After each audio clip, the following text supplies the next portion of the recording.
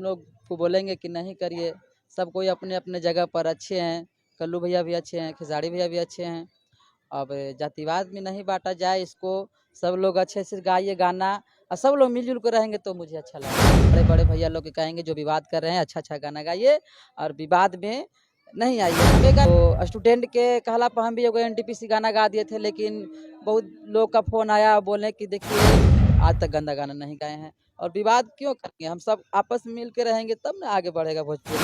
सबको के देखेंगे कि साफ सुथरा गाना को सुनिए और आप सब प्यार दीजिए, सबको बराबर प्यार दीजिए। अच्छा, भोजपुरी में जो विवाद होता है इस पे आप क्या कहेंगे? इस पे हम कुछ नहीं कहेंगे, बस बड़े बड़े भैया लोग के कहेंगे जो विवाद कर रहे हैं अच्छा अच्छा गाना गाइए और विवाद में नहीं आइए। हम ये गाना गा दिए थे अभी एनटीपीसी के लेकर के, पहले भी गाते थे मोदी जी के लेकर के गाना। तो स्टूडेंट के कहला पर हम भी एगो एनटीपीसी गाना गा दिए थे, लेकिन बहुत लोग का फोन आया बोले कि देखिए बिडरवा के पापा जी आपको चाहने वाला करोड़ों लोग है और गाते हैं तो अच्छा है चीज़ नहीं है, तो हम समझ गए, सॉरी बोल दिए और आज तक गंदा गाना नहीं गाए हैं। और विवाद क्यों करेंगे, हम सब आपस में मिल के रहेंगे तब ना आगे बढ़ेगा भोजपुरी मगही। अभी कल्लू खेसारी आपस में विवाद कर लिए हैं, क्या कहेंगे इस पे?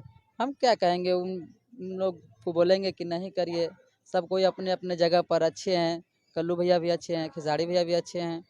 अब जातिवाद में नहीं बांटा जाए इसको, सब लोग अच्छे से गाइए गाना और सब लोग मिलजुल कर रहेंगे तो मुझे अच्छा लगेगा। भोजपुरी को देख रहे दर्शकों को क्या संदेश देना चाहेंगे अभी?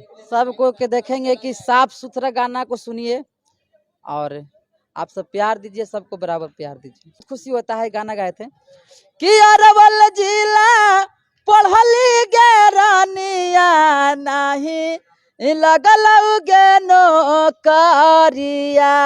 हाँ पटना जिला पढ़ली गे रानिया नहीं लगल गे नौकरिया। जहानाबाद पढ़ली गे रानिया लागी गेलौ गे नौकरिया।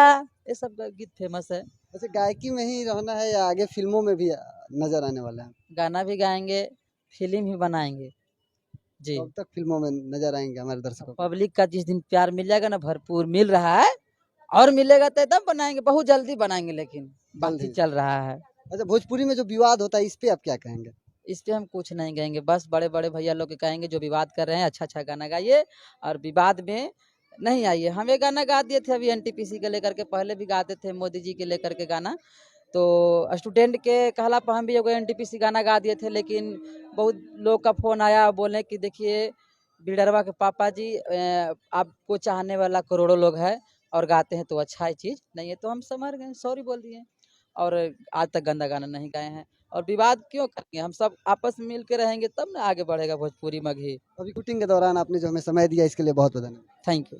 तो हमारे साथ थे ओम प्रकाश अकेला, जिन्हें भोजपुरी में लोग बिल्डरवा के पापा कहते हैं।